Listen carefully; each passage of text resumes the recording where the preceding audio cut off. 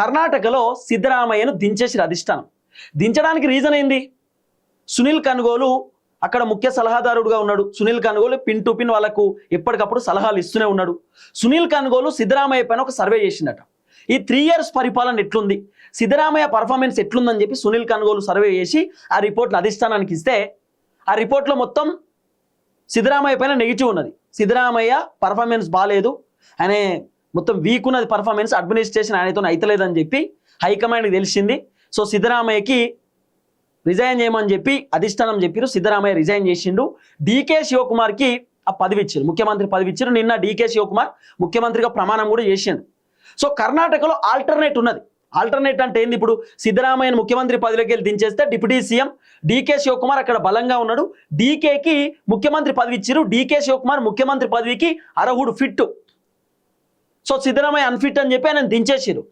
మరి తెలంగాణలో ఫిట్ ఎవరు? ఇప్పుడు సాధారణంగా కాంగ్రెస్ పార్టీలో బలంగా ఉండేటటువంటి వ్యక్తి రేవంత్ రెడ్డి.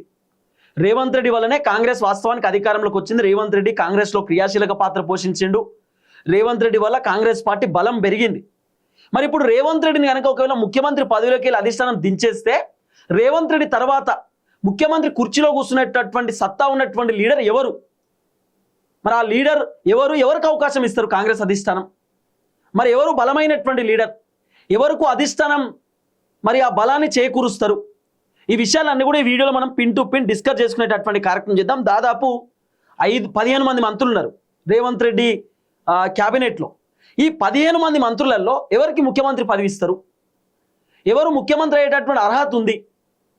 ఎవరు అడ్మినిస్ట్రేషన్ చక్కగా చేయగలుగుతారు? ఎవరు పర్ఫార్మెన్స్ బాగుండేటటువంటి అవకాశం ఉంది? ఇవన్నీ విషయాలు ఈ వీడియోలో మనం ఖచ్చితంగా డిస్కస్ చేసుకోవాలి. మీరు కామెంట్ రూపంలో తెలియజేయాలి. ఫస్ట్ రేవంత్ రెడ్డి తర్వాత ముఖ్యమంత్రి కుర్చీలో ఎవరు కూర్చుంటే బాగుంటుంది? అధిష్టానం ఎవరికి ముఖ్యమంత్రి పదవి ఇచ్చే అవకాశం ఉండొచ్చు? మళ్ళీ ఈ సిస్టమ్ని హ్యాండిల్ చేసేటటువంటి సత్తా ఉన్న లీడర్ ఎవరు? అంటే తెలంగాణ గవర్నమెంట్ని నడిపేటటువంటి సత్తా ఉన్న లీడర్ ఎవరు? ఇవన్నీ కూడా మీరు కామెంట్ చేస్తేనే బాగుంటుంది. మీకోసమే ఈ వీడియో చేస్తున్నా, ప్రత్యేకంగా మీ కామెంట్ కోసమే. నన్ను తిట్టుకునేటోళ్ళు తిట్టుకోరు, నాకు పెద్ద ఇబ్బంది ఏం లేదు. కానీ మీరు కామెంట్ పెట్టుర్రి. రేవంత్ రెడ్డి తర్వాత పరిపాలన ఇంకెవరు మంచిగా చేస్తారు? రేవంత్ రెడ్డిని ముఖ్యమంత్రి పదవిలోకి వెళ్ళి దించేస్తే నెక్స్ట్ ముఖ్యమంత్రి అయ్యేటటువంటి వ్యక్తులు ఎవరు ఉన్నారు? దీంట్లో బలమైనటువంటి లీడర్ కర్ణాటకలో అంటే డీకే శివకుమార్ ఉన్నాడు. మరి ఇక్కడ ఎవరు తెలంగాణలో?